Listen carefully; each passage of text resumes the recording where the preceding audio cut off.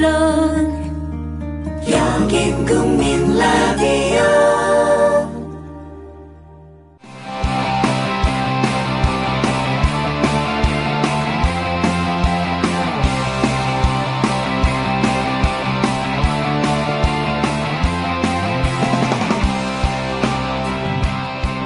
네, 진짜 안보 7월 9일 방송 시작하겠습니다.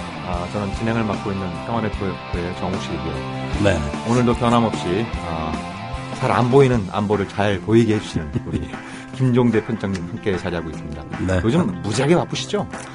발이 안 보일 정도로 정말 안보 문제 때문에 뛰어다니신 것 같은데요. 예, 말씀하신 대로, 제가 바쁜 건 대한민국이 불행하다는 뜻이에요. 네. 대한민국의 평화가 정착됐을 땐 저는 한가합니다. 네. 좋은 일로 바쁜 적이 없어요. 네. 이게 제 트라우마입니다. 그렇습니다. 예, 그런 점에서 저한테 바쁘다는 건 솔직히 말해서 인사라기보다는, 네. 일종의 조롱이 될 수 있다는 사실을 명심하시고, 군사 전문가가 바쁜 나라는 그 국가는 불행하다. 그래도 뭐 수입은 짭짤하 하실 거 아닙니까? 피차 않은 사이에 왜 그래? 그거 왜 붙는다고. 최저 생계비는 벌어요, 그래요. 뭘 그래. 그러니까, 우린 그것보다 어떤 국가적 가치, 또 안보의 가치, 생명의 가치, 그러면서 이제 어떤 진실을 끊임없이 쫓아다녀야죠. 네. 자, 제가 바쁘면 안 됩니다. 네. 유감스럽게도 그런데 바쁩니다. 네. 우리 김종대 편집장께서 좀 한가해지기 위해서라도 빨리 대한민국의 안보, 평화가 정착되는 그날을 위해서 진짜 안보 뚜벅뚜벅 걸어가도록 하겠습니다.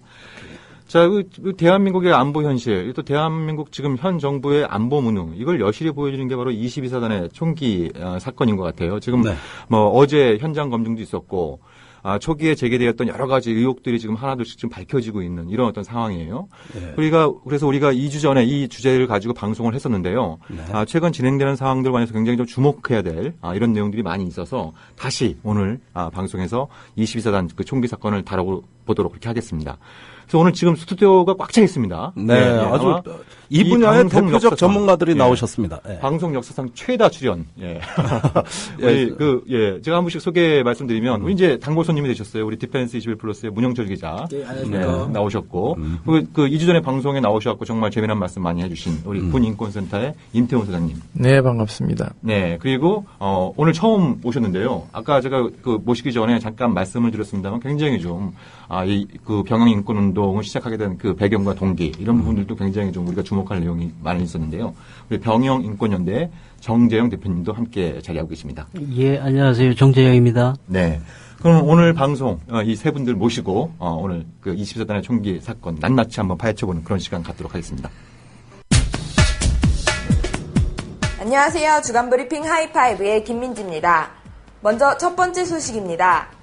공동 성명에서 저와 시 주석님은 한반도에서의 핵무기 개발에 확고히 반대한다는 입장을 재확인하고 한반도 비핵화 실현, 평화와 안정 유지가 양국을 포함한 육자회담 당사국 모두의 이익에 부합되며 박근혜 대통령과 시진핑 중국 국가주석은 지난 3일 청와대에서 정상회담을 하고 한중 공동성명을 발표했습니다. 가장 큰 관심은 북한에 대해 양국 정상이 던질 메시지였는데요. 두 정상은 공동성명을 통해 한반도에서의 핵무기 개발에 확고히 반대한다고 밝혔습니다.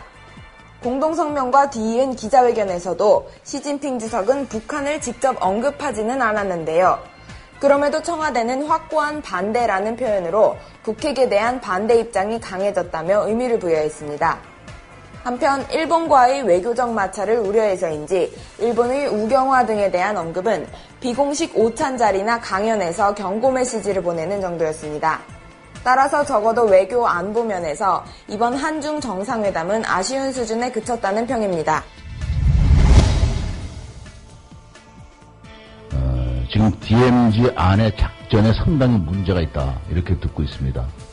수색 정찰도 좀 수동적으로 하고 이렇게 하다 보니까 사실인지는 모르겠습니다만 사단까지 제가 얘기하지 않겠습니다. 어느 사단 지역에 귀순 유도 인터폰하고 깃발하고 북괴군들이 전부 집어갔다 그러는데 그 한간에 지금 소문이 이렇게 돌고 있습니다.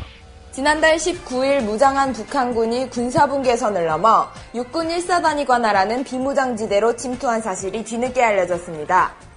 북한군은 1사단 GP에서 약 500m 떨어진 철책까지 접근해 귀순벨을 눌렀는데요. 또 귀순 안내 표지판을 뽑아버리기도 했습니다. 합동참모본부는 즉시 현장에 병력을 투입했지만 북한군들은 달아난 뒤였다고 말했습니다. 합참은 녹음이 우거져 눈에 잘 띄지 않는 여름철마다 북한군이 실시하는 담력 강화 훈련인 것으로 보인다고 덧붙였습니다. 앞서 군 당국은 2012년 발생한 이른바 노크 귀순 사건 이후 철책 경비를 강화하겠다고 공언한 바 있습니다. 하지만 북한이 올해만 모두 5차례 군사분계선을 침범한 것으로 밝혀져 전방 경계에 구멍이 뚫렸다는 비난을 면하기 어렵게 됐습니다. 동남 관계를 개선하고 민족 단합의 분위기를 마련하기 위해 남조선의 인천에서 진행되는 제17차 아시아 경기 대회에 우리 선수단과 함께 응원단을 파견하기로 하였다. 북한이 오는 9월 열리는 인천 아시안게임에 응원단을 파견하겠다고 밝혔습니다. 파견 소식은 지난 7일 공화국 정부 성명이라는 형식의 대남 메시지를 통해 전달됐는데요. 공화국 정부 성명은 북한이 국가를 대표해 발표하는 최고 수준의 입장 표명 형식입니다. 성명에서 북한은 이번 조치가 냉각된 북남 관계를 민족적 화해의 열기로 녹일 것이라고 강조했습니다. 북한이 남한에서 열리는 국제 스포츠 대회에 응원단을 파견하기는 2005년 이후 9년 만인데요. 남북관계 개선에 강한 의지를 드러낸 것이라는 분석입니다. 마지막 소식입니다. 북한이 오늘 새벽 스커드 미사일로 추정되는 단거리 발사체 2발을 발사했습니다. 합동참모본부는 북한이 오늘 새벽 4시와 4시 20분 두 차례에 걸쳐 황해도 지역에서 동북방향 동해상으로 단거리 발사체 2발을 발사했다고 밝혔는데요. 이 미사일은 500여 킬로미터를 날아간 것으로 분석됐고 북한은 항행금지 구역을 선포하지 않았습니다. 합참은 특히 황해도 지역에서 미사일이 발사돼 북한 내륙을 가로질러 날아간 건 2000년대 들어 이번이 처음이며 기습성을 과시하려는 의도로 풀이된다고 설명했습니다. 올 들어 북한이 발사체를 쏜 것은 13번째인데요. 특히 시진핑 중국 국가주석의 방한을 앞둔 지난달 말부터 북한은 단거리 발사체 발사를 간헐적으로 계속하고 있습니다. 지금까지 주간 브리핑 하이파이브의 김민지였습니다.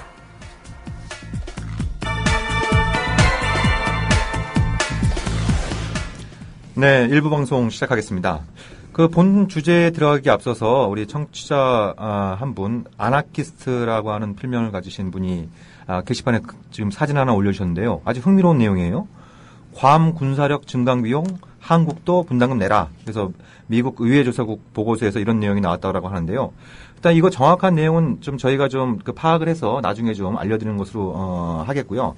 다만 그 미국이 그 괌에 대한 어떤 좀 전략적인 가치를 좀 다시 좀 주목하면서 여기에 오키나와 일부 병력을 일로 재배치하고 그다음에 항공모함 기항도 가능하도록 지금 그 해군 기지도 확장하고 있는 이런 어떤 상황에 있습니다. 작년에는 그 MD 상층 방어 체계인 사드도 괌에 배치를 한 바 있었죠. 그래서 미국의 기본적인 논리는 한반도 유사시 일본 본토 오키나와 괌 이런 지역은 이제 단일 전쟁터이기 때문에 한국이 오키나와 괌을 방어하는데도 기여해야 된다. 이런 얘기들이 예전부터 있었는데 지금 이제 그런 맥락에서 돈 얘기가 나온 것이 아닌가 이런 추정을 해보게 됩니다.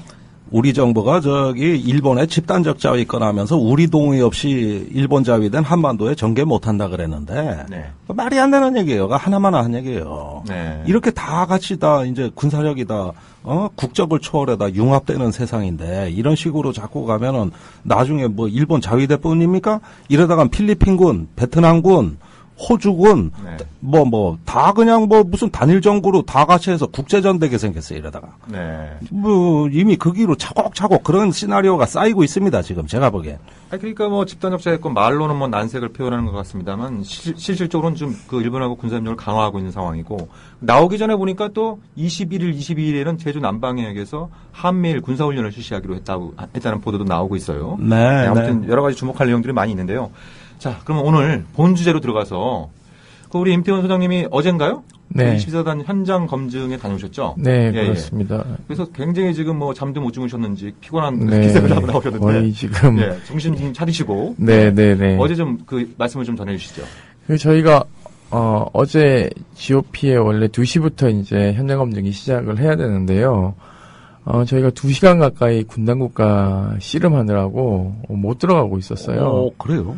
전날 그 법률 대리인인 강성민 변호사께서 저희 법의학자와 응급의학 전문의 그리고 군의무사 진상규명위원회 전 조사관 2분 저에 대한 명단을 넘겼고 출입 조치를 요구를 했습니다. 네. 했음에도 불구하고 8군단 헌병대 이대우 준이와 22사단 간의 핑퐁이 시작이 되더라고요. 밤 11시 반에. 그러더니 결국은 강 변호사만 들어갈 수 있도록 조치가 되어 있고 나머지는 못 간다. 나머지는 못 가십니다. 라고 얘기를 율곡회관에 도착하니까 뻔뻔한 정보 장교가 저희들한테 얘기를 하더라고요. 그래서 누구한테 얘기해야 되느냐. 중앙수사단에 얘기하셔야 됩니다. 중앙수사단이 아무도 전화를 안 받습니다. 그래서 아무도 책임지는 사람이 없어요. 거기서. 그럼 제가 어떻게 했겠습니까? 사단장 전화번호 알아내서 사단에 전화를 했더니 전속부관이 전화를 받아요. 네. 사장님 바쁘십니다. 이거 말고 더 바쁜 일이 있는가 보구나. 전화를 끊었어요. 그렇지. 이제 자기 구명운동 해야지. 네. 그래서 8군 단장에게 전화를 드렸죠. 네. 그랬더니 8군 단장께서 풀이 죽은 목소리로 가급적인 빨리 조치를 취하도록 하겠습니다. 라고 해서 2시간 만에 들어갔습니다. 우여곡절 끝에. 아니, 다음부터는 국방장관한테 직접 해요. 그냥 다음부터는요. 네. 그냥 밀고 들어가 버리려고요. 내 전화번호 알려드릴게요. 그래서 저희가 3시경에 현장 검증을 시작을 했습니다. 유족들하고 그리고 부상당한 병사들 가족들도 참여를 했고요. 네. 그래서 현장 검증이 이제 시작을 했는데 비교적 현장 검증은 순조롭게 진행을 했습니다. 네. 모든 것을 다 기억할 수는 없지만 이제 수류탄을 투척하는 과정부터 시작해서 이제 그 조준 사격도 몇 개는 이제 시인을 했고요. 네. 예를 들면 하사에 대한 최초로 이제 사망한 하사에 대한 조준 사격. 네. 그리고 밑으로 대피소로 내려가면서 이제 총을 쐈는데 이거는 듣기에 따라서는 조준 사격이라고 이야기할 수도 있지만 지향 사격일 가능성도 있어서 이거는 명백한 조준 사격이라고 얘기하려면은 나머지 조사 결과들이 좀 발표가 돼야 되는 상황이고요. 네. 그리고 동료 병사를 부축하고 가는 병사에게 이제 그 사격한 것은 본인이 조준 사격이라고 시인을 했습니다. 참 가슴 아픈 네, 그래서 그런 것들이 이제 현장에서 이제 이야기됐고 무엇보다 저희가 현장에서 좀 기존에 밝혀지지 않았던 것들이 좀 있는데요. 네. 한 명이 이제 그 과다출혈에 의한 사망으로 밝혀졌죠. 이범한 상병. 그렇죠. 네. 그런데 김경호 그리고 진유찬, 최대한도 현장에서 사인은 과다출혈입니다. 물론 이제 그 직접적 사인과 간접적 사인이 좀 조금씩 다르긴 한데요. 네. 그 직접적 사인은 모두 과다출혈입니다. 네. 즉 그 5명의 사망자 중에 4명이 지금 과다출혈. 네, 그렇습니다. 네. 이거 점점 더 사태가 참 아주 비극적이고 가슴 아프네요. 그러면 이거 초기 응급 조치에 굉장히 심각한 문제가 있었다라고 하는 걸 의미하는 것인 거 아닌가요? 그렇죠. 왜냐하면은 이제 그 사고가 일어난 소초에는 응급 구조를 할 수 있는 부사관이 없어요. 옆소처에 있는데요. 네. 옆소처에서 무장병력하고 오는 시간이 20시 38분에 이제 출발을 해서 약 한 20분 가량 소요돼서 이제 현장에 진입하지 않고 최초 수류탄이 투척되었던 그곳에서 이제 진입을 못하고 기다리고 있었습니다. 1시간 이상을 거기서 대기하고 대기를 하면 안 되죠. 사실은 무장병력이 왔으면 임병장을 진압하러 들어가야 되는 거죠. 사실은 엄밀하게 얘기하면. 그렇죠. 근데 그러니까 진압도 안 하고 짱 박혀 있다가 1시간 이상을 소요합니다. 그러고는 이제 진입을 하죠. 그리고 몇 분 있다가 군의관이 들어옵니다. 근데 문제는요. 이 흔들었을 때 이렇게 이미 출혈한 사람은 의식이 없기 때문에 맥이 있는지 없는지를 짚어봐야 되는데 이 조치를 하지 않았다는 거죠. 그러니까 뭐냐면 살아있는지 그러니까 현장에서 의무병이나 누가 있었으면 응급 조치를 해야 되는데 소리 지르는 사람만 우선적으로 이제 응급 조치를 했다.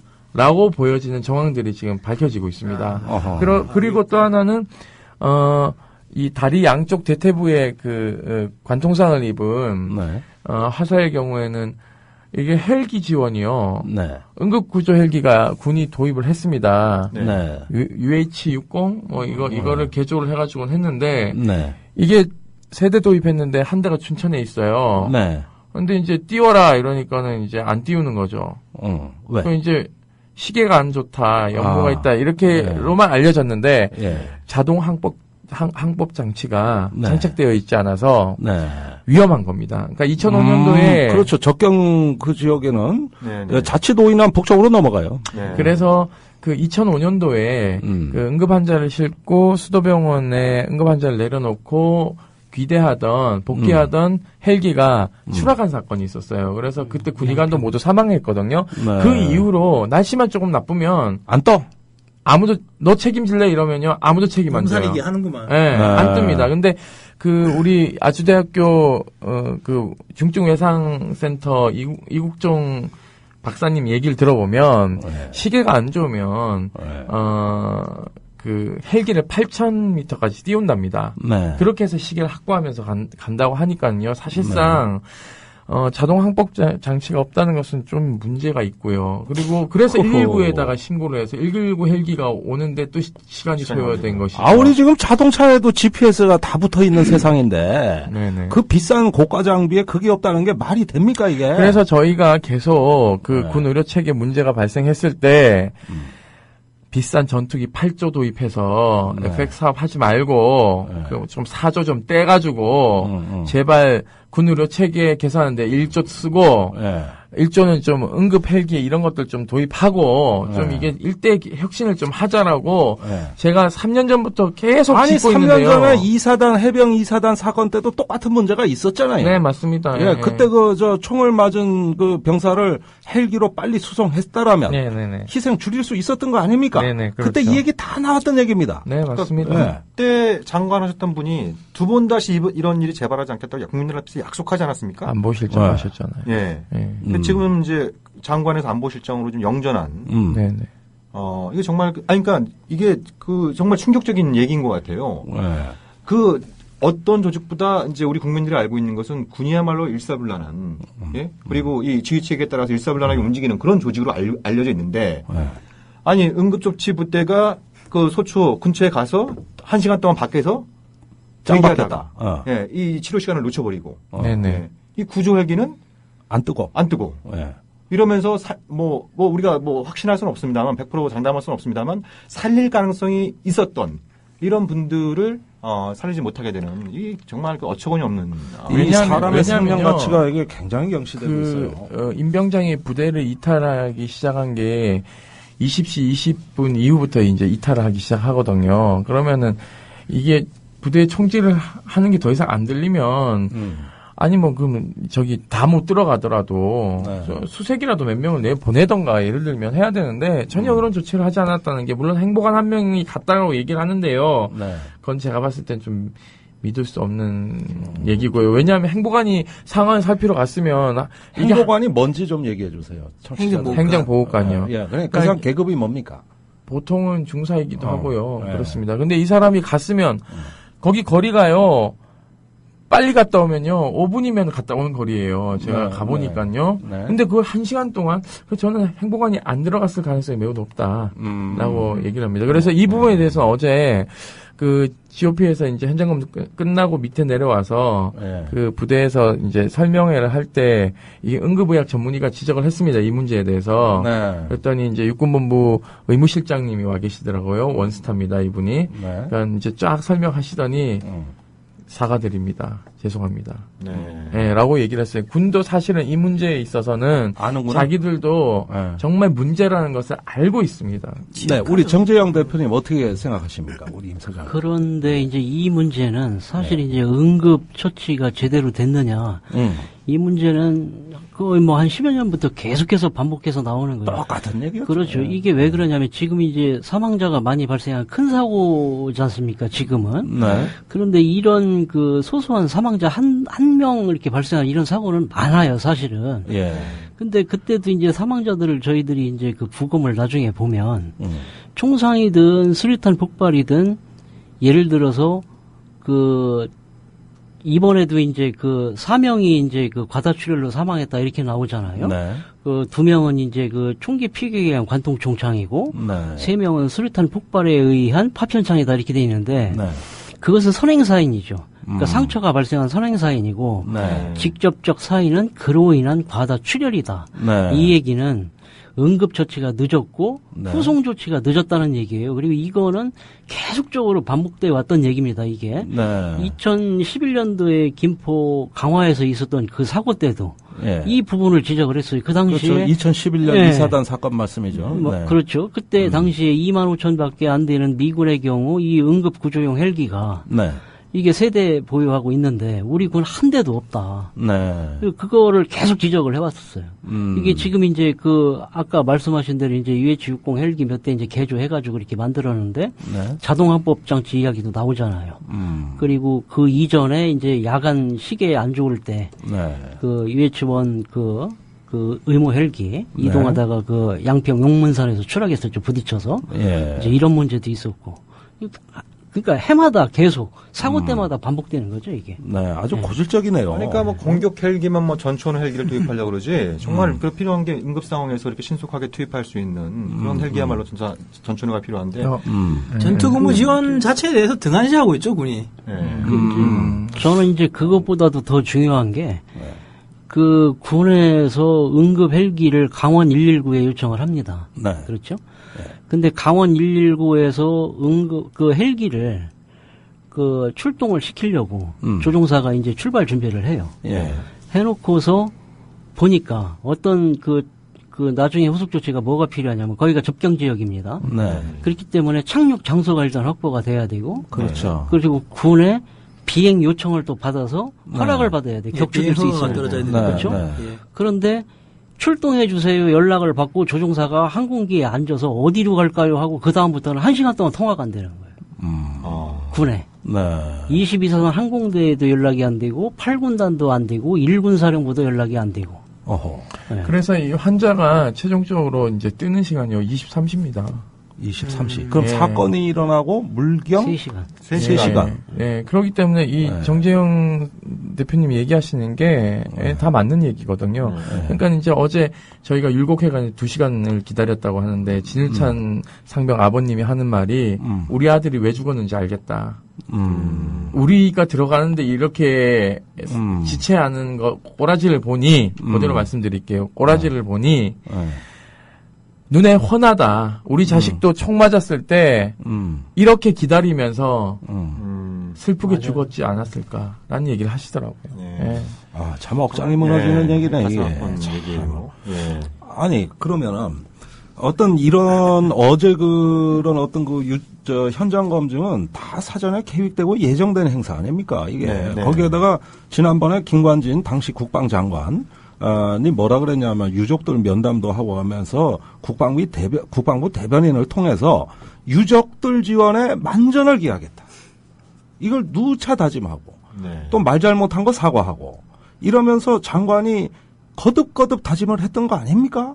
그 다음에 중요한 행사가 이거 아닙니까 지금?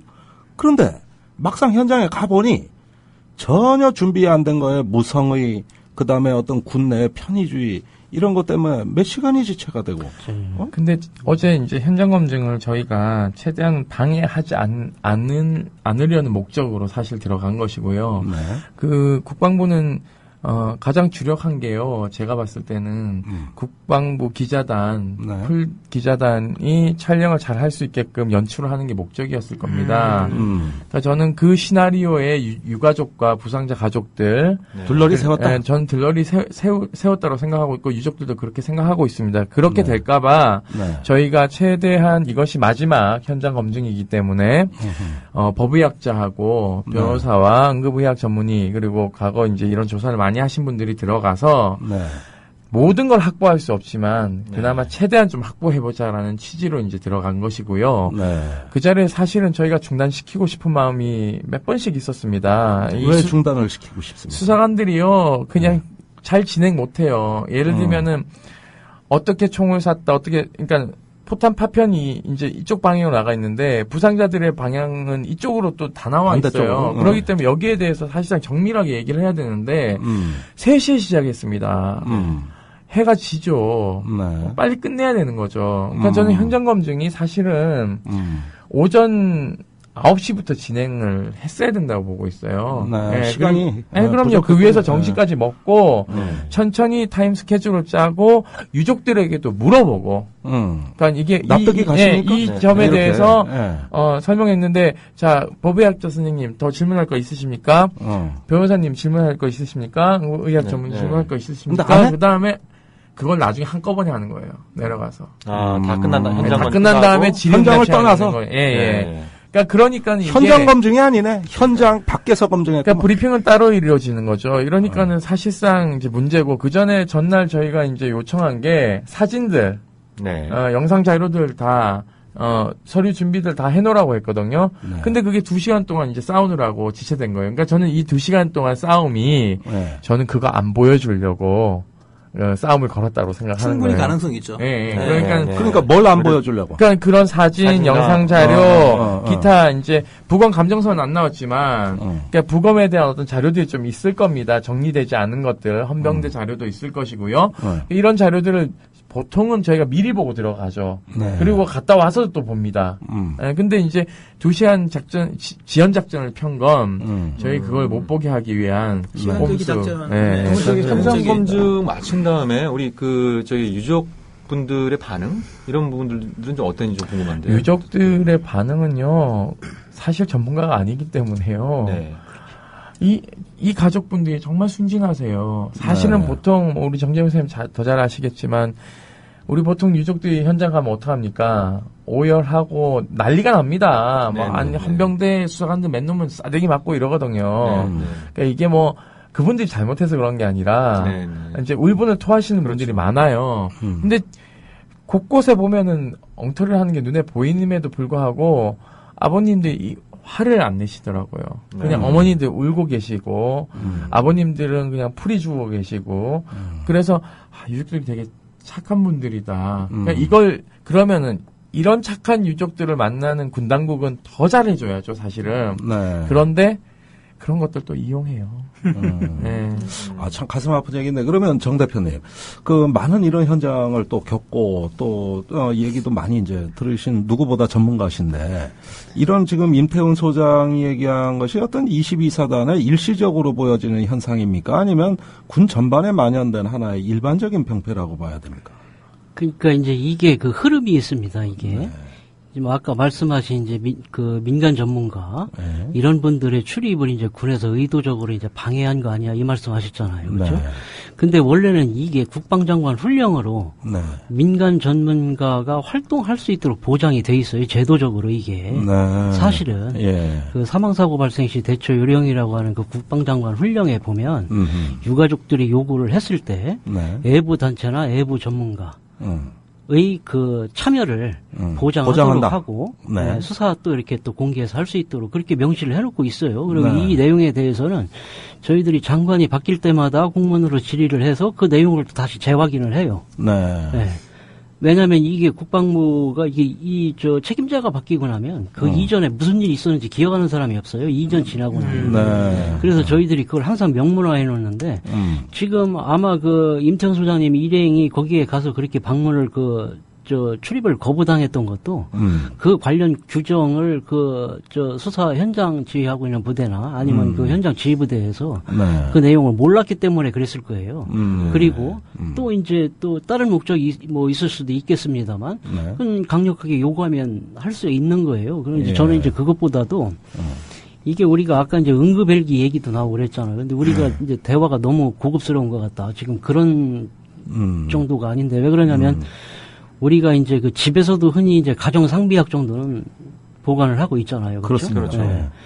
이 가정상비약, 가정에서도 이걸 보관을 하고 있는데, 지금 전방 그 GP, GOP 이쪽 그 부대에 가서 보면 응급 그 도구함을 열어보면 네. 그 안에 있는 게 그냥 그 아주 붕대 언제 갖다 놓은 건지도 모르겠는 거. 그렇게 네. 심각합니까, 요즘에? 그렇죠. 그리고 뭐 가오인은 있는 데도 있고 없는 데도 있고 뭐 알약 몇 개 있는데 그게 유통기한이 언제인지 잘 확인도 안 되는 거. 이거를 이제 그 트라우마 킷이라고 그래가지고 네. 사제용으로도 팔아요. 민간에서도. 예, 미국 같은 경우는 보급도 하고 있습니다. 트라우마 그렇죠. 킷을. 이 트라우마 킷 이게 반드시 있어야 돼요. 더군다나 그 군 부대는 언제 어떤 사고가 날지 모르고 전투가 있을지도 모르는데 그것이 지금 그 대대내 연대에 보급 창고에 그냥 쌓여 있는 거예요. 그냥 그 저장품으로 전쟁 때 써야 되는 거니까. 네.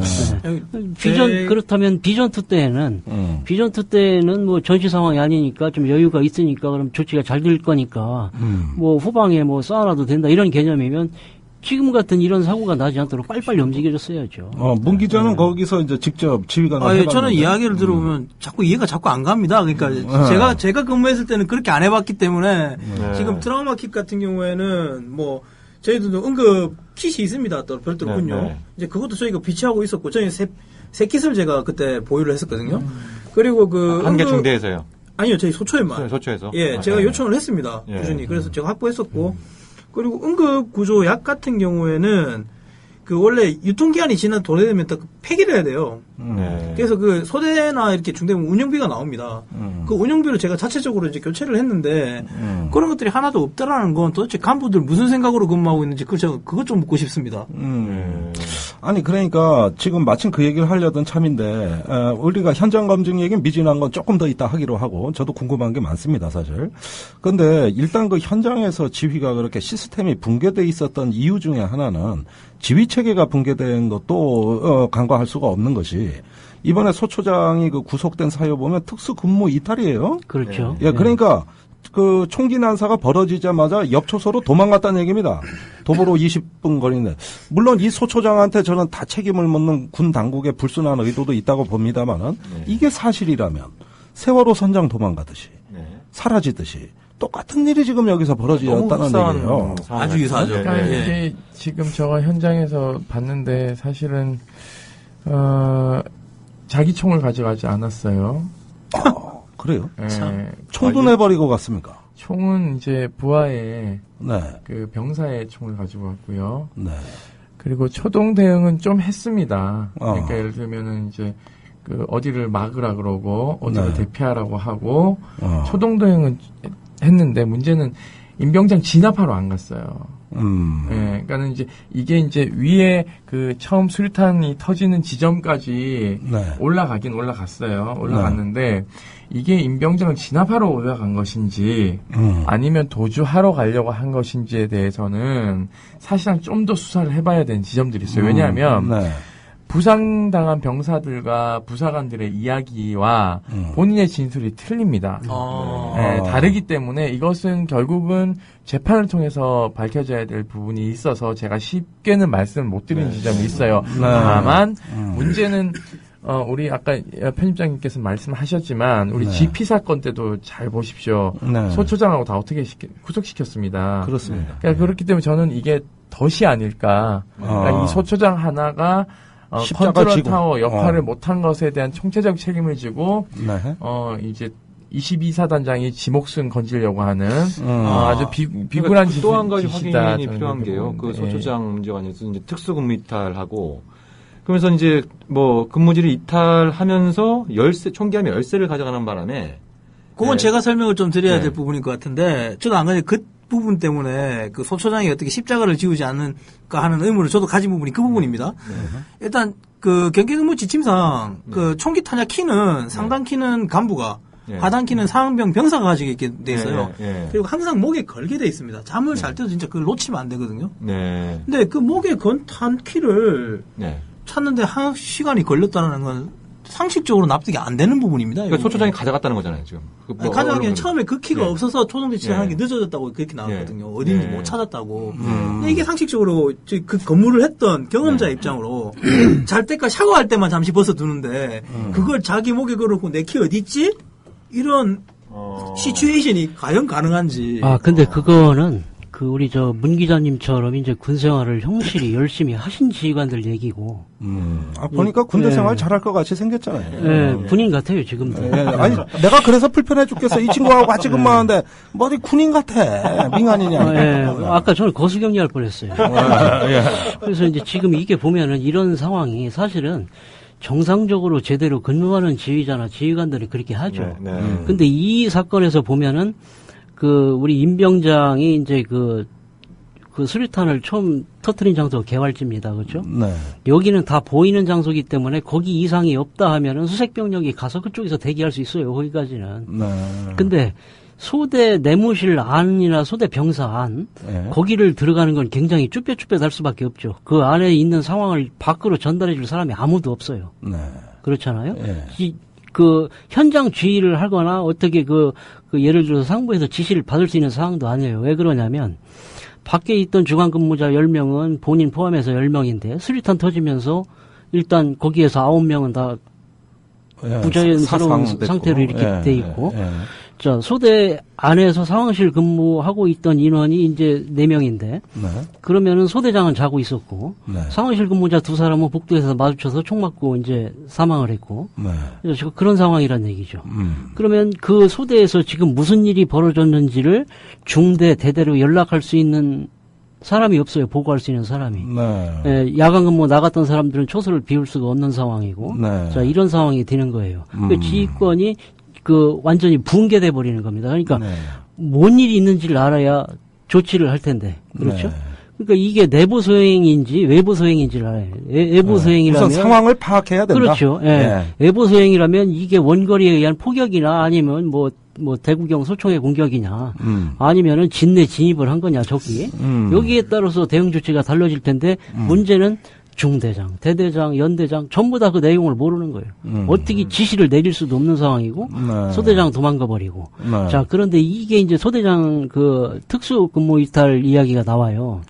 이게 이제 특수 근무 이탈 이제 이런 얘기가 나오는데 이것이 적법한 상황에서 근무를 이탈하게 되면 군역법상 아주 가장 무서운 벌을 받게 되는 겁니다. 맞습니다. 네, 그래서 이 소대장은 지금 문제가 굉장히 심각하게 이제 되는 것 같고 이거는 단순하게 그 소대장 한 사람에게 뭘 어떻게 하려고 하는 그런 것보다도 이건 정말 철저하게 규명해야 될 그런 상황입니다. 이게. 물론 규명해야 됩니다. 그렇죠.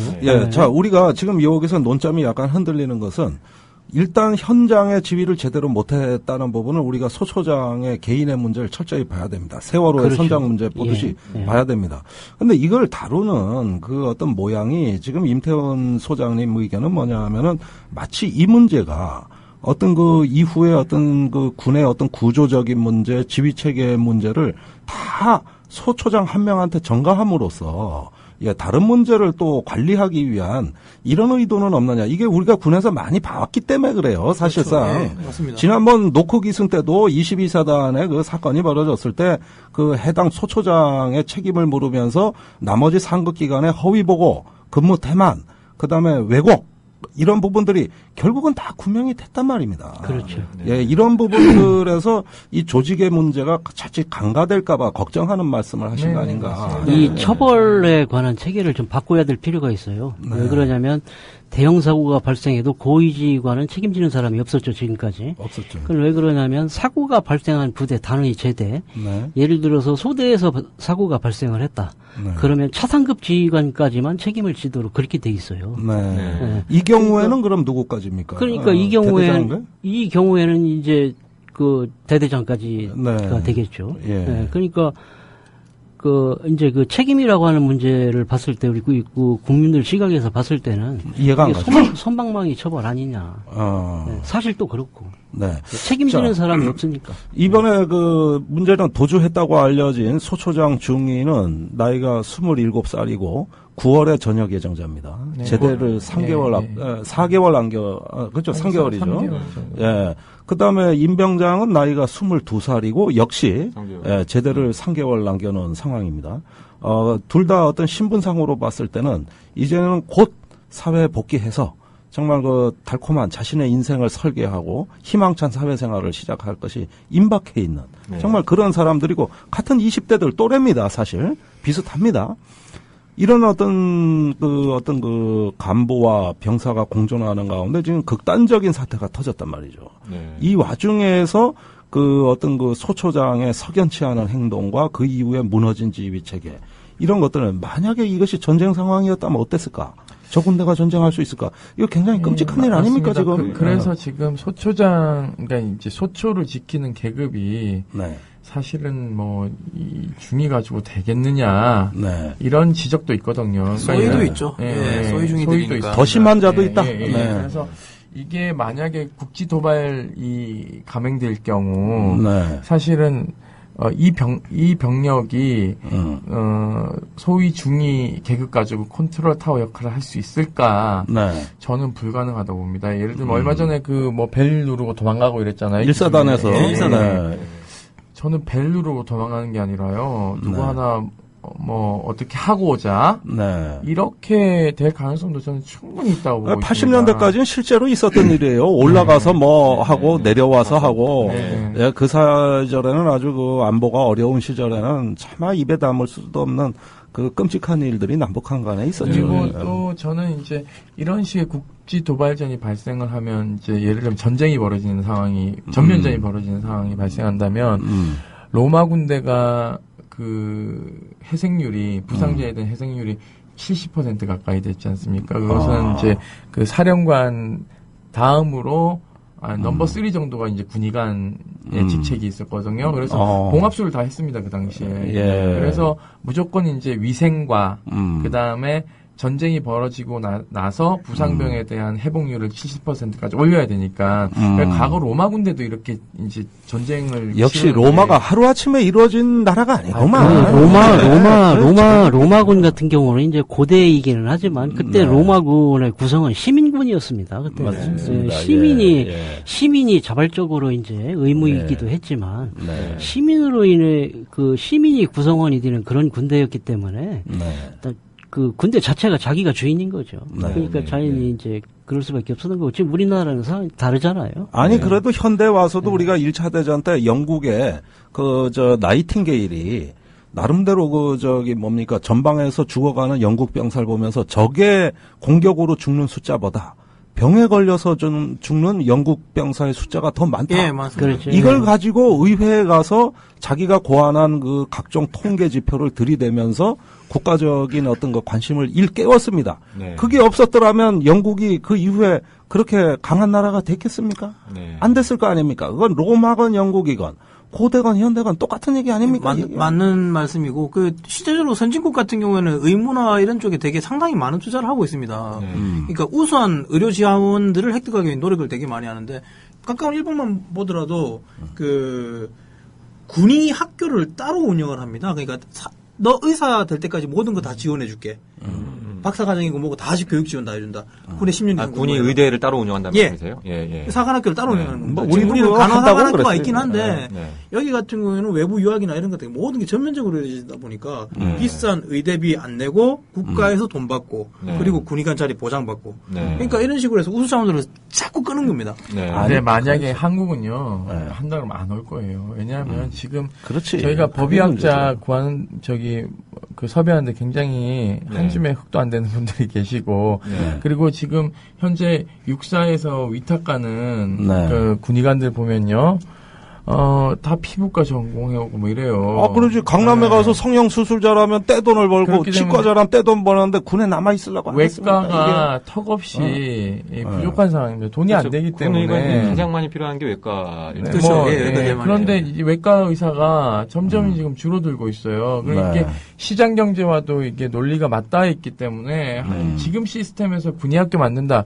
저는 정원 미달 100% 된다. 아니 맞습니다. 그러니까 그래서 의무 사령부를 만들어서 하루아침에 의무관 원스타를 3스타로 만들어줬다고. 그래서 6개월에 한 번씩 진급시켰어요. 그래야 3스타 나와요. 지금은 다시 내려앉았습니까? 원스타로 내려앉았다가요. 그거를 최근에 2스타가 됐죠. 그거를 이제 노 대통령 계실 때 그렇게 했었죠.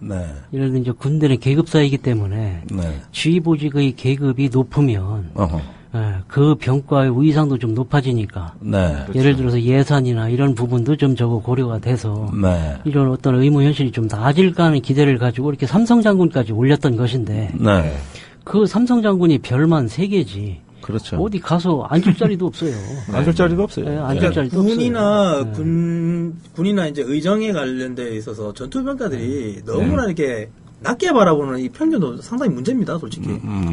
아니, 그렇다고 지금, 그러니까, 김관진 장관이 2010년이죠. 그 연평도 표격전 직후에 장관이 2010년 말에 네. 장관이 됐죠. 그때 취임 일성을 했던 게 싸워서 이기는 군대, 전투형 군대를 만들겠다. 이렇게 이제 얘기를 했었는데, 그러니까 지금 22단 사건을 보면은 그 임모병장을 검거하는 과정, 또 수색, 검거, 이 작전을 보면 이게 정말 군대가 맞는지. 동네 축구죠. 예, 예. 이거 완전 오합, 말 그대로 오합 시절. 동네 축구죠.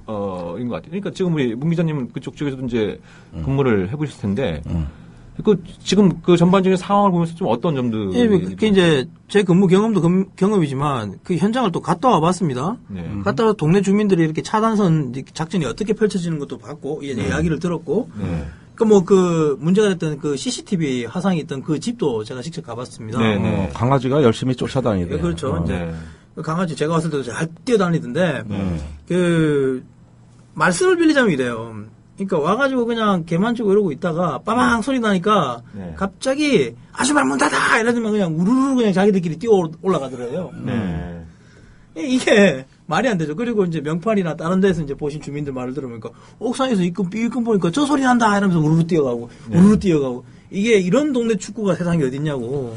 자, 민간인이 보기에도 좀 이상해 보였다는 거예요. 그런데 지금 그 임병장은 정작 그 총이 고장나서 K2 소총 놀이새가 고장나가지고 자기는. 놀이새가 장전 손잡이입니다. 장전 손잡이. 이게 고장나가지고 쏜 적이 없는데 그 민가에 날라온 이 총탄의 정체가 뭡니까?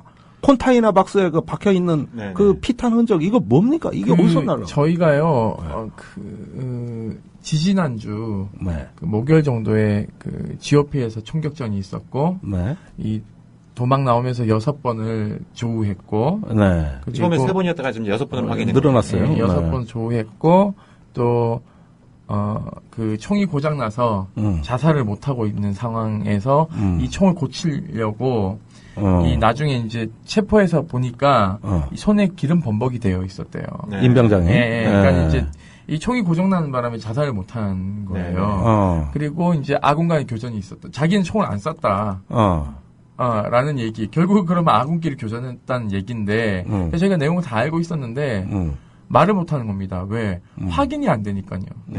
그리고 국방부 기자들도 나중에는 이제 그 임병장의 변호인들이 하나하나 흘리니까 그제서야 그거 이제 보도하기 시작하는 겁니다. 그러니까 국방부가 확인을 안 해주는 거예요. 다 부인. 아니다 부인했는데 결국은 이제 언론에서 터뜨리기 시작하니까 조금씩 신한 거고 그중에 6건 잠깐만 중에서 요 대목에서 그 현장에 우리 문영철 기자가 다녀와서 현지 탐사 보도를 했는데 그 저기 주민들 증언은 뭡니까? 수백 발의 총성을 들었다. 뭐 이런 말들이 좀 나오지 않았습니까? 총성 소리 수백 발까지는 아니에요. 간헐적으로 들었다는 이야기는 간헐적으로 들었다. 예, 들었다는 이야기 그러니까 들었습니다. 꾸준히 저기 총성은 꾸준히 들렸다는 거고 그렇죠. 실제 민가에 총탄 자국이 있어요. 예. 그런데 같은 순간에 임병장은 총을 쏜 적이 없다 이거죠. 예. 이게 진실이죠. 예. 그리고 지금 문기자님께도 궁금한 게 그 이제 CCTV 화면을 보면은 그 마을 주민들이 막 돌아다니고 있는 모습들이 보이지 않습니까? 예. 그러면 그런 어떤 게 굉장히 이제 실탄이 왔다 갔다 하는 그런 어떤 충격 상황인데 주민들에 대한 최소한의 대피 조치 없었습니다. 이런 게 아예 없었어요. 예, 그것도 제가 이제 취재를 해봤는데, 그러니까 택시 기사분들을 통해서 좀 탐문을 좀 해봤죠. 그 지역을 제일 잘 아니까. 그러니까 이거 아셨어요? 그러니까 아니요. 9시 20분쯤 되니까 갑자기 콜이 몰려 들어오더라고요. 그러더만 밖에 있는 간부들 전부 부대로 들어가요. 웬일인가 이랬다고. 그러다가 한참 있다 보니까 스마트폰 만지고 있다가 여기 살인사건 났네? 이렇게 됐고 그 사이에 간성급내 아무런 통지 없었습니다. 그럼 비상연락망이 군인조차도 전파가 안 됐다는 얘기 아닙니까? 그래서 이제 결국은 다음날 자기가 이제 택시를 운영해 보니까 그 마차진 이부근은 못 올라간다고 통제를 하고 있었다. 이렇게 된 거였고 이제 명팔이나 이제 배봉리 이쪽 가장 적견에 있는 마을 세 마을을 이제 또 가보니까 다행히 또 이제 이장님을 만나뵐 기회가 있었는데 처음에는 이제 이야기를 했죠. 상황조차 이렇게 긴밀하게 대피가 되셨어요. 뭐 군하고 연락은 했었죠. 이렇게 했는데 파고 들어가서 이제 여쭤보니 12시쯤 전화가 왔더라. 근데 이제 우리는 어떻게 해야 될지 모르겠다. 그러니까 사건 발생 4시간이 4시간이 지났죠. 12시쯤 돼서 전화가 왔더랍니다. 그 이제 여기 연로하신 어르신들이 많고 대부분 그쪽 마을이 좀 그렇습니다. 그러니까 대책이 없다. 그러니까 근데 군은 묵묵부담이고 그러니까 이야기한 게 면장님 통해 가지고 고성경찰서에 지원이 가능한가? 거기 고성경찰서에서 차량 지원해 드리겠습니다. 이렇게 해서 그 경찰하고 이렇게 면장님이 이렇게 주도하 이렇게 움직인 거죠. 그러면서 그러니까 이게 진돗개 하나면은 민관군 통합작전입니다. 원래 군사작전이 이게 순수한 게 아니라 그러면은 이게 보통 공동의 상황 공유 체제가 안 됐습니다. 있고, 경찰, 공무원, 군인이 같이 한다는 거예요. 통합방위 사태. 진돗개 하나. 아예 규정이 그렇게 돼 있습니다. 그런데 이 지금의 어떤 작전 양상을 보면은 진돗개 하나가 선포는 됐는데 그것도 늦게 됐지만 실제로 전혀 정보 공유나 민간인 보호 대책이나 어떤 그 군과 민간 간의 어떤 어떤 상호 보완 공조 체제나 없었다는 얘기 아닙니까? 그러니까 심지어는 연락 장교를 하나 배치해달라 그 이야기를 동네 지역 주민이 이야기를 꺼냈거든요. 상황을 우리가 뉴스로만 보고 있으니까 우리가 생활 주권인데 우리가 알아야 되지 않느냐. 연락 장교 배치하는 걸 처음엔 거부를 했습니다. 한참 있다 뒤에 이제 보냈는데 또 보면 그 군에도 보면 군하고 이렇게 연결하는 그 업무를 보시는 분이 있고 군도 그 지역 주민하고 연락하는 그 보직이 다 있습니다. 근데 이게 서로 연락이 다 안 됐대요. 연락이 서로 모르겠다. 누구한테 연락해봐. 이런 식으로 됐다. 그러니까 주민들은 그때부터 딱 하신 말씀이 우리도 최전방 지역인데 만에 하나 이런 거 말고 또 일이 터질 텐데 불안하다. 이제 그런 이야기 하셨죠. 그 아까 그 이제 간이 타냐고 열쇠가 누구가 가지고 있었냐 라는 게 밝혀졌어요. 제가 지금 확인을 해보니까 소초장이 상황병에게 줬어요. 상황병한테. 그러니까 상황이 발생했어요. 근데 그 전에 상황이 발생했으니까 총 무장했던 이제 하사가 열쇠를 못 찾으니 열쇠는 상황병이 들고 책상 밑에 들어가서 전화로 계속 상황 보고하고 있는 거고. 그러니까 자기 업무니까요. 키는 지고 중대본부하고 통화하고 있었겠구만. 그러니까 이 하사는 얘는 책상 밑에 들어가 있으니까 어디 갔는지 모르니까는 키는 없어가지고 결국은 자물쇠에다 총질을 7발인가 4발인가 했어요. 그러니까 이런 웃지 못할 상황이 벌어진 거죠. 그 상황병은 계속 거기 앉아서 계속 상황 보고만 한 거예요. 자, 이거 참 어떤 그 병영의 어떤 시스템이 참 심각합니다. 자, 우리가 지금 일부 시간이 거의 다 됐는데 아마 청취자들 또 관심이 도대체 우리 병영의 우리 장병들의 생활은 어떠한가? 도대체 그 관심사병이라는 게 무슨 말인가?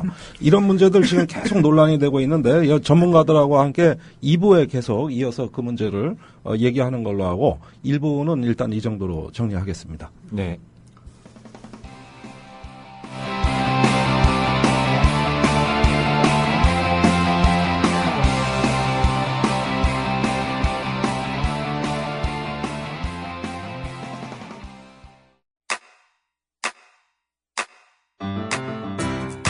국민 라디오 지지하는 4가지 방법 아시나요? 다운로드하기, 별점 주기, 댓글 달기, 구독하기. 국민 라디오를 보다 많은 이들에게 전할 수 있는 가장 손쉬운 방법. 다운로드하기, 별점 주기, 댓글 달기, 구독하기. 잊지 마세요. 다운로드하기, 별점 주기, 댓글 달기, 구독하기. 네, 진짜 한번 2부 방송 이어가겠습니다. 우리가 1부에서 지금 여러 가지 문제들을 짚어봤는데요. 또 이 청취자 여러분들이 또 많이 궁금해하실 그 주제 중에 하나가 이 임모병장이 범행 동기와 관련된 부분인 것 같아요. 근데 지금 일부 언론에선 군 쪽에서 좀 이렇게 좀 짜맞추기식의 자기들의 어떤 좀 면책용, 면피용 이런 쪽으로 좀 몰아간다라는 이런 어떤 좀 지적들도 있는 것 같아요.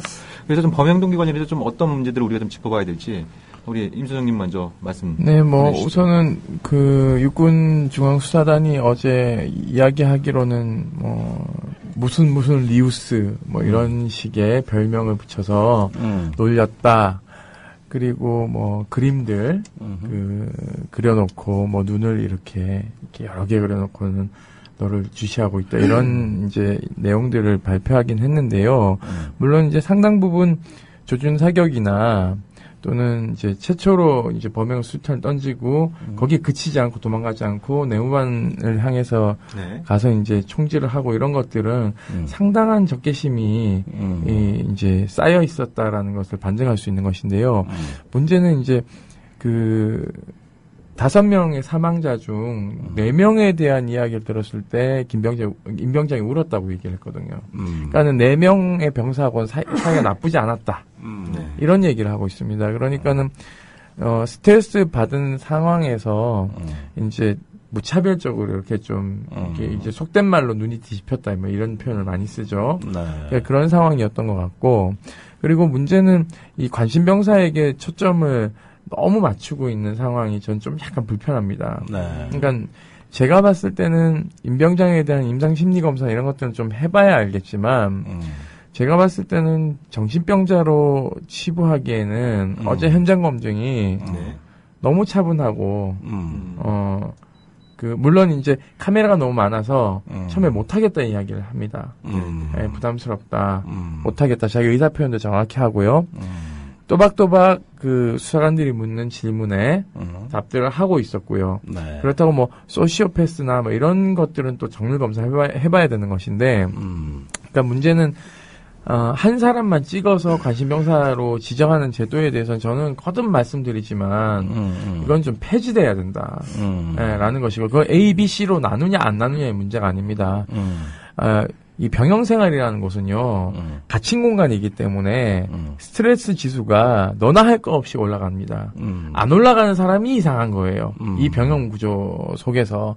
그렇다면 이 사람들에 대한 정밀 진단, 그러니까 병리학적인 것과 심리학적인 것을 구분해야 되는데, 제가 어제 인참 부장한테 얘기를 했어요.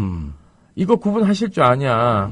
지휘관도 구분 못한다. 그게 무슨 말인지 알겠어. 그런데 또 불구하고 개를 잡고 있으면은 도대체 뭐 어떻게 하자는 거냐. 그러니까 전반적인 상담 시스템을 확 늘려야 된다라는 얘기를 하는데, 지난번에도 제가 말씀드렸지만은 가까운 학교에 있는 학생생활 상담관하고 좀 이렇게 MOU 체결해서 사회에 도움을 청해라. 그럼요. 손 내밀어야죠. 내밀어라. 언제까지 군이 무슨 끙끙 앓고는 그게 치부가 아닙니다. 그거는. 알겠습니다. 왜냐하면 지금 현재 국민이 군을 걱정하고 있어요.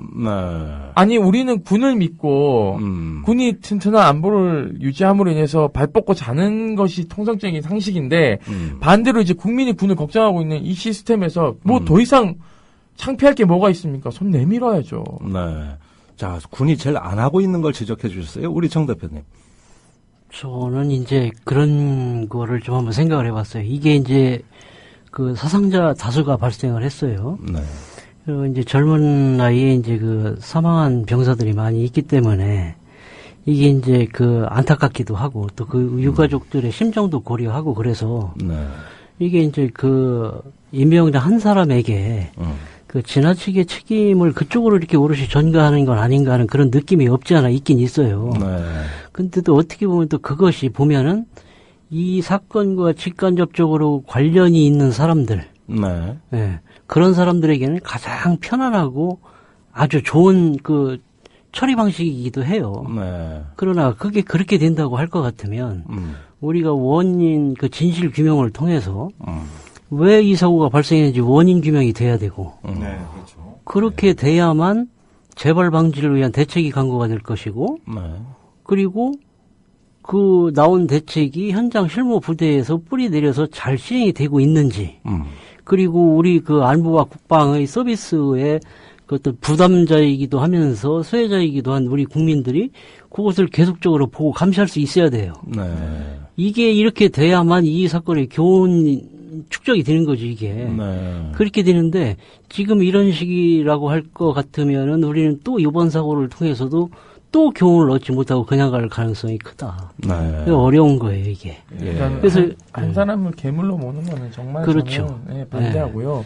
그리고 사람이기 때문에 가능했다고 저는 봅니다. 그러니까 그러니까 가혹행위들의 이제 공통점을 보면 잔반을 매긴다든지 이루 이제 표현할 수 없는 짓을 많이 해요. 많이 듣고 있습니다. 근데 문제는 사람들이 이런 표현합니다. 어떻게 사람이 저럴 수가 있어? 근데 사람이니까는 하는 겁니다. 그러니까 짐승은요, 짐승한테 가혹행위를 하지 않아요. 야, 너 뭐 먹어라 이런 식으로 안 하거든요. 배부르면 그만 먹고 이러는 건데 저는 사람이다. 첫째, 임병장도 사람이다. 사람이기 때문에 그런 짓을 하는 것이다. 에서 출발해야지만이 저는 이 답이 풀린다고 생각합니다. 네. 그러니까 이 정권 들어서 유행하는 말이 뭐 개인적 일탈이다. 뭐 이런 말을 통해서 어떤 뭐 여러 가지 선거 부정 문제라든지 여러 가지 사건 사고에 대해서 이 개인의 문제로 자꾸 환원시키려고 하는 이런 움직임들이 있는데 이번 사건 역시 마찬가지의 흐름들이 좀 보여지는 것 같아요. 그래서 우리 그 정재영 대표님께서는 병영권 지금 연대 대표를 맡고 계시고 그 누구보다도 이제 이 병영문화 개선을 위해서 좀 활동을 해오고 계신데요. 지금 가장 먼저 좀 우리가 손을 대야 될 부분이 있으면 좀 어떤 부분이 있다라고 생각하십니까? 지금 이 사건을 우리 이제 대다수 국민들이 보면 이제 굉장히 불편하고 걱정스럽죠, 이 사건이. 볼 때. 왜냐하면 우리는 지금 이 상황에서도 지금 오늘 우리가 이제 방송을 하고 있지만 사실은 오늘도 우리 국민들은 1000명의 아들을 군대에 보냈어요. 네, 그 의정부의 306, 춘천의 102보, 사천의 공군, 진해의 해군, 그리고 포항의 해병대 2훈단에 오늘도 1000명을 보냈고 내일도 1000명을 보냅니다. 네. 그리고 토요일, 일요일 빼고 공휴일 빼고 해서 1년에 그렇게 보내는 인원이 25만 명이에요. 네. 자, 그러면 우리가 당연히 군대에서 무슨 일이 벌어지고 있는지를 알아야 하고, 그렇죠? 문제가 있다면 그것을 지적해서 바꾸고 개선하라고 촉구할 권리가 있습니다, 우리에게. 네. 그리고 이것은 시민으로서의 의무이기도 해요. 네. 그런데 지금 정보를 독점하고 있는 군에서 이 사건과 관련해서 뭐 하나 속 시원하게 발표하거나 납득이 될 만큼 설명되고 있는 게 없어요. 자, 근데 지금 이제 나오는 걸 보면 이런 현상은 있습니다. 이 사건을 봤을 때, 이 10년 전에 그 530 집회 사건 때도 그랬고, 네. 이 군에서 자식이 사망한 부모님들은 가해자인, 예전에 이제 그 530 집회에서는 김동민 병장이고, 그렇습니다. 이번에는 이제 임 병장인데, 네. 그 병사들이 잘못했다라고 그 이야기하는 유가족이 없어요. 그러니까 그 가해를 한 걔도 피해자다. 그렇죠. 이렇게 말을 하죠. 이게 왜 이렇게 되냐면 자 보세요. 자, 이번에는 아까도 말씀드렸습니다만 피해자가 다수가 발생을 했어요. 네. 국민들이 다 알게 돼서 걱정스럽고 불편하고. 그렇죠? 네. 그리고 희생자 가족들의 심정을 고려해서 말을 굉장히 조심하고 안 하고 있어, 아끼고 있죠. 그렇죠. 지금 우리 방송하면서도 굉장히 조심스럽지 않습니까? 네. 자, 그런데 여기 보면은 그 예전에 우리 그 자해 사망한 병사들. 네. 예를 들어서 임병장이나 김동민 일병 같은 경우는 반대의 경우일 뿐이지. 예를 들어 집단 따돌림이라든지. 전에도 문제가 있던 기수열애. 네. 이번에는 계급열애라는 말이 나오잖아요. 네. 근데 여기 그 병사들한테 얘기를 들어보면은 투명인간 내지는 그림자인간. 이렇게 표현을 해요. 네. 이게 이제 손으로 발로 이용해서 물리적 구타가 이제 이게 어려워지니까 그 아주 인격적으로 인격을 말살시키는 없는 사람 취급해버리는 거죠. 이제 이번에도 그런 원인이 있는 것 같아요. 이건 분명히 지적을 해야 돼요. 불편한 건 불편한 거 한 것이고 우리가 교훈은 교훈대로 쌓고 가야 되는 거니까. 네. 자, 그런데 이 문제에 관해서 이제 정반대로 제가 많은 군 장교들하고 접촉해 보면은 대다수 이제 특히 지상군 육군의 시각은 뭐냐 하면은 군도 억울하다. 사회에서 많이 문제가 있던 거를 군내에 유입을 시켰다. 사회는 오염돼 있다. 우리는 그걸 정화시키고 체벌시키고 징벌해서 교화시키는 사람들이다. 그런데 사회에서 불량한 자원을 군에 이렇게 많이 줘가지고 군도 그 부담을 안는 거고 이 문제는 다 사회에서 생긴 문제를 군으로 끌고 들어온 거다. 이런 거꾸로 된 피해의식을 갖고 있고 그러다 보니까 이 사람들이 자꾸 밖으로 나가서 안보 교육을 한다. 또 정교조를 척결한다. 이런 이 얘기도 다 그런 맥락에서 나오는 그런 얘기지. 그 문제는 제가 이렇게 좀 얘기하고 싶어요. 저희 단체는 실제적으로 군에서 이렇게 그 보호관심병사로 지정돼서 관리받고 있다가 스스로 자해 사망한 병사들의 가족들이 많이 계세요. 자, 그 실제 사례들을 분석을 해보면 이 군의 말이 안 맞아요. 왜 그러냐? 자, 사회에서 오염돼서 군대에 들어왔다. 이게 그 논리가 성립이 되려면 그 성립 자체가 안 돼요. 왜? 얘는 벌써 사회에서 죽었어야 돼요. 사회에서 문제를 일으켰어야 되고, 그렇죠? 자, 성격적으로 내성적이다 이 얘기를 하는데 내성적인 사람이 있을 수 있어요. 근데 이게 가정에서는 최소한 학교에서는 친구들과의 관계라든지 아니면 부모님과의 어떤 그 형제들과의 관계라든지 이런 쪽에서 내가 한쪽으로 치우친 부분이 잘 배려되고 보살핌을 받으면서 균형을 이루고 있었단 말입니다. 네. 그렇죠? 예. 근데 군대 갔더니 어떻게 됐어요? 지금 이런 문제 생겼죠. 따돌림 같은 거. 예. 예, 언어 폭력. 이것도 예. 폭력입니다. 네. 밸런스가 급격하게 무너지는 거예요. 그럼 어떻게 사회에서 오염된 사람이 군대에 와서 문제를 일으켰다 이렇게 볼 수 없는 거죠. 그렇죠. 예. 아주 성립이 안 되는 맞아요. 거예요. 정 대표님 얘기가 문제는 병사들이 그러니까 학교는요, 뭐 왕따든 뭐든 간에 학교 폭력이든 간에 하교하면 도망갈 공간이 있어요. 그렇죠. 네. 집에 가버리면 되고, 내가 이 학교 싫으면 전학 가면 되고, 이 학교 아니면 기존의 학교들이 싫으면 대안학교 가면 됩니다. 근데 군대는요, 네. 오히려 타부대 전출 가면요, 이게 굴러온 돌이 돼요. 그렇죠. 네. 그러면 적응 또 못합니다. 그러니까는 군대라는 곳이 결국은 적응장애라는 이상한 단어들을 만들어내는 네. 집합소가 군대가 문제인 것이죠. 그리고 또 하나는 이것에 대한 대안을 고민을 안 하는 게 더 문제입니다. 저는 이게 국방 문제가 중앙 권력, 즉 대통령과 국방장관에만 문제라고 생각하는데 저는 그렇게 생각하지 않습니다. 국민들은 보통 그렇게 생각하시거든요. 네. 저는 이제 뭐 박원순 시장도 당선되시고 강원도지사도 이 지자체에 많은 좋은 분들이 당선이 되셨어요. 이 교육감들도 많이 좋은 분들 되셨고 이분들도 저는 군인권 문제 관심 가져야 된다고 생각합니다. 왜냐하면 고등학교 딱 끝나자마자 이제는 대학 입학 안 하고 군대 바로 가는 친구들이 많아요. 그러면 고3 정도 되면은 이 친구들 한 달간 군인권 교육 시켜야 된다고 봅니다. 예. 그럼 뭐 선생님들 사회 교과목 선생님들 불러다가 양성 과정 하면 되는 거거든요.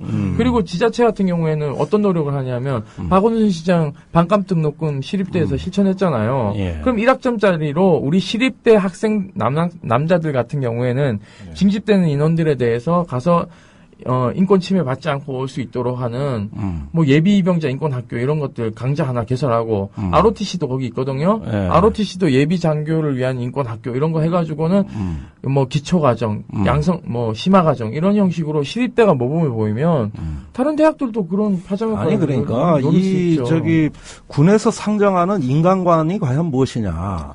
그것은 뭐냐면은 인간은 원래 나약하고 불안하고 공포에 취약한 아주 불안전한 존재인데 이걸 애국심으로 단련시켜서 이거를 어떤 그 국가관으로 무장시켜서 이걸 반복적으로 주입해서 우리는 정상적 인간을 만든다. 아마 이 생각을 하고 있는 것 같아요. 네. 그러다 보니까 모든 인간을 정상 비정상인으로 현실은 좀 차이가 있죠. 네. 예를 들어서 지금 고등학교 졸업하고 대학을 갔든 안 갔든 입대하는 젊은이들이 20대 초반입니다. 맞습니다. 이제 만 19살에 소년병도 있고요. 이번에도 소년병이 있어요. 사망자 중에서도 만 19살. 자, 이 병사들이 군대에 가서 입대하기 이전에 가정과 학교에서는 보살핌을 받고 관리되는 그런 입장이었죠. 그렇죠? 네. 네. 미성년이었죠. 미성년. 군대에 감으로써 이제 사회의 일원이 되고 자기의 책임이 중시되는 그런 시민이 되는 거예요. 군인이기 전에. 그런데 이 머릿속이 아주 백지장처럼 하얀 깨끗한 상태로 이렇게 돼 있던 이 병사들이 군에 가서 맞닥뜨리는 처음 현실은 아까 말씀하신 애국관, 뭐 충성심 이런 거는 아니었죠. 그러니까 이게 참 안타깝게도 이 아군 내부에서 서로 적개심, 따돌림 이런 것들을 키우는 어떤 병역 문화 이게 어떻게 보면 이제 문제의 가장 이 중심에 있는 본질이다라고 말씀을 드릴 수 있을 것 같아요. 그럼 임태원 소장님, 그러면 지금 아주 재밌는 제안, 아주 중요한 제안들을 많이 하셨어요. 예, 정말 당장에도 좀 실천할 수 있는 그러니까 군이 꼭 아니더라도 민간, 지자체 이런 쪽에서 할 수 있는 아주 현실적인 대안들도 많이 말씀을 해주셨는데, 그럼 지금 현재의 어떤 군 내에 인권 교육 실태는 어떤 상황인가? 아예 전무한 상황인가요? 물론 하고 있다고 합니다. 네. 그런데요, 인권 전문가들이 하는 게 아니라 법무관이 가서 교육을 어떤 식으로 하냐면요, 알리바이성, 그러니까 예를 들면은 기본권 제한에 대한 이야기들만 많이 합니다. 네. 이거는 이래서 이렇게 외부에 알리시면 안 되고요. 이거는 보안 교육이네요. 네, 이건 이런 식으로 강의하고 심지어는 군인권센터에 전화하면은 처벌받는다 이런 얘기도 하고 있어요. 예. 그러니까는 이게 무슨 인권 교육입니까? 네. 그래서 저는 인권 교육에 대한 자료도 지금 국회가 요구했는데 네. 강사 명단 다 지우고요. 네. 몇 시간 했다만 얘기를 하고 있어요. 지금 유엔이 올해 연도까지 그 법 집행 공무원과 군인에 대한 인권 교육 훈련을 강조하는 네, 회의이기도 네. 해요. 근데 네. 여기에 대한 어떤 보고서나 지침이 전혀 없고 그냥 인권과에서 이제 하긴 하는데 뭘 하는지 모르는 네. 인권 교육 훈련이 있긴 하지만 사단장은 연대장은 대대장은 중대장 이런 식으로 쭉쭉 교육하게 돼 있어요. 그래서 마지막에 장교가 이제 소위가 이제 병사들 강의하게 되는데요. 그러면 그 사단장은 누가 강의를 합니까? 그러니까 이게 뭐냐면 기본적으로 각군 사관학교와 각군 부사관학교와 그리고 ROTC나 학군 이런데 그리고 저기 국방대학이나 이런 데에서 심화과정, 양성과정, 뭐 이런 기초과정 이런 것들이 교과목으로 이렇게 커리큘럼이 들어가서 네. 정확하게 전문가 교육을 해야 됨에도 불구하고 그것도 안 하고 있고요. 지금 서울시 같은 경우에는 서울시 인권 강사 양성과정이 기초과정과 심화과정이 진행을 하고 있습니다. 네. 그렇게 해서 이 강사단이 가서 공무원들 강의하는 거거든요. 그러면 국방부도 각군 본부를 통해서 인권 전문 강사 양성 과정을 거쳐야 되는 거죠. 아니, 잠깐만요. 그 대목에 제가 질문이 있는데, 원래 노무현 대통령 때 2005년에 우리가 전방 총기 사건을 겪고, 대통령이 직접 주재해서 왜 병영 개선 위원회를 이걸 국가적으로 꾸렸단 말입니다. 네. 거기서 많은 처방이 나왔어요. 그래서 상병 기본권 증진 대책도 나왔어요. 그래서요. 그거 다 어디로 갔습니까? 그게 그 인권 교육 훈련 그렇게 만들었어요. 네네. 근데 만들었는데 네. 이걸 활용을 하는 사람들이 자의적으로 활용을 하는 겁니다. 그리고 저희가 2006년도에 그래서 시범적으로 네. 국가인권위원회하고 국방부 인권과 그리고 외부 전문가 저도 들어갔는데요. 네. 그 당시 4개 군단, 연대장, 대대장급들을 모두 순회 인권 교육을 시켰어요. 네. 그리고 육해공군 해병대에 있는 교관들을 네. 계룡대에 있는 그 호텔에서 2박 3일 동안 집중 교육을 또 시켰습니다. 네. 그래서 그때는 굉장히 분위기가 좋았어요. 그러니까 그때는 언제입니까? 2006년도요. 2006년. 네. 2007년도에도 그렇게 했고요. 네. 그런데 그 다음에 어떻게 됐어요? MB가 들어서 그냥 그거 제가 좀 맞짱 보충 설명 저희 네. 꼭 좀 해야 되겠어요. 네. 이게 저희들이 사실 이 병영인권 상담원 제도를 2002년도에 처음에 국방부에 제안을 했어요. 네. 계속 거절이 되다가 2006년도에 2005년도에 530 집회 사건이 있으면서 받아들여서 이게 이제 2006년도부터 시행이 됐거든요. 네. 그때 최초 임용된 인원이 17명. 아까 우리 임 소장님 말씀하셨지만 저도 당시에 인권위원회에서 그분들 교육 커리큘럼 만들고 할 때 네. 참석을 했었어요. 네. 근데 지금 현실 어떻게 됐느냐?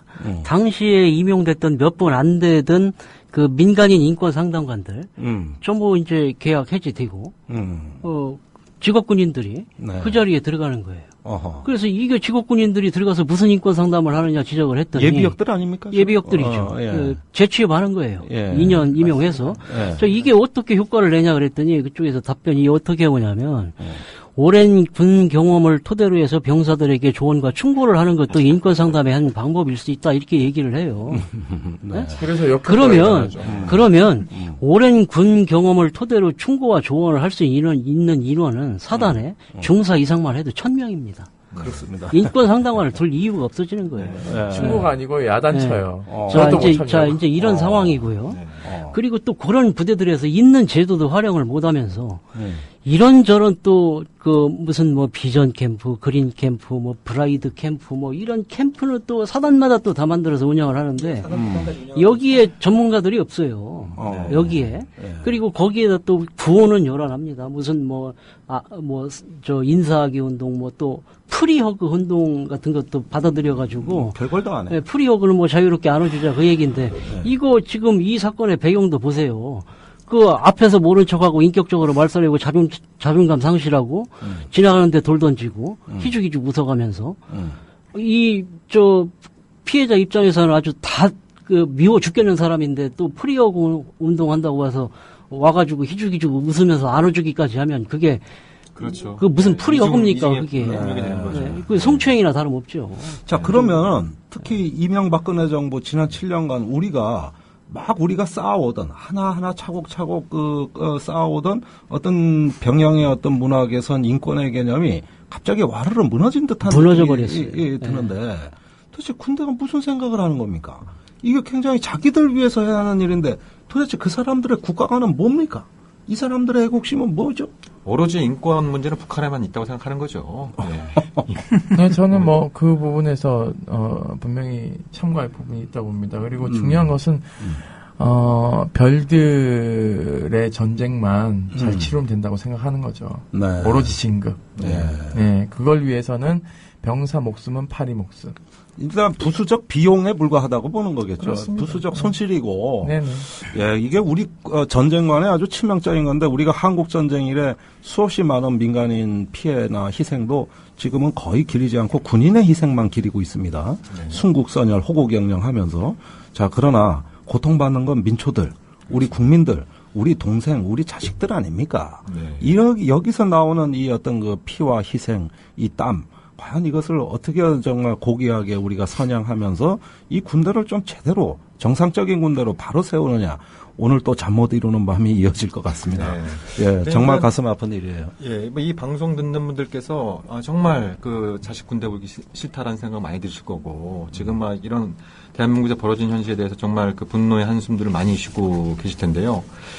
이런 문제에 대해서 우리가 감추기보다는 다 드러내놓고 우리가 개선책을 찾을 때 조금이라도 더 나은 군대, 좋은 군대를 만들 수 있다라는 생각을 갖고 있고요. 끝으로요. 아미코를 저희가 운영을 합니다. 네. 상담전화를 하반기에 열 거거든요. 네. 전화하십시오. 예, 전화하십시오. 인권센터 병영인권연대. 여기 두 대표님 나오셔서 아주 좋은 말씀 주셨는데요. 앞으로도 종종 출연 부탁드리겠습니다. 감사합니다. 고맙습니다. 네, 진짜 한번 방송 오늘 이것으로 마치도록 하겠습니다. 고맙습니다.